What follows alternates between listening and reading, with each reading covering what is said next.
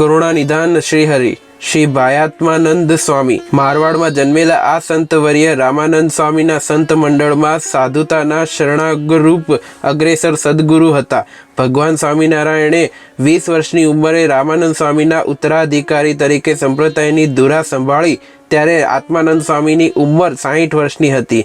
આવી પ્રૌઢ વયે તેમને 20 વર્ષના યુવાન સહજાનંદ સ્વામીનું શિષ્યત્વ સ્વીકારતા જરા પણ કચવાટ થયો નહોતો. કઠણ વ્રતે પૂરા સદા આત્મ સ્વરૂપમાં રમમાણ રહેનાર અને બૃહદ વૈરાગી આ સંતવર્યને શ્રી હરિભાઈ તરીકે સંબોધતા. આથી ભાઈ આત્માનંદ સ્વામી કે ભાયાત્માનંદ સ્વામી તરીકે તેઓ પ્રસિદ્ધ થયા. અક્ષર બ્રહ્મ ગુણાતીતાનંદ સ્વામીની વાતોથી શ્રીહરિનો સર્વોપરી નિશ્ચય કરીને 116 વર્ષની ઉંમરે ભાયાત્માનંદ સ્વામી જીવનભર શ્રીહરિના ચરિત્રોનું ગાન કરતા રહ્યા. એમાંથી કેટલુંક રસપાન. એકવાર હું મહારાજને દર્શને ગયો. ગામ બંધિયામાં ડોસા વાણિયાના ફળિયામાં રામાનંદ સ્વામી છતાની ઓરડી હતી. તેમાં ઢોલિયા ઉપર ઉત્તરાદે મુખારવિંદે વિરાજમાન હતા ને વેદ સ્તુતિનું જ્ઞાન પાન લઈને વાંચતા રહેતા.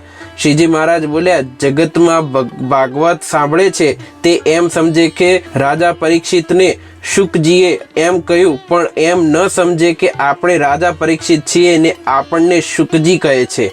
જય સ્વામિનારાયણ.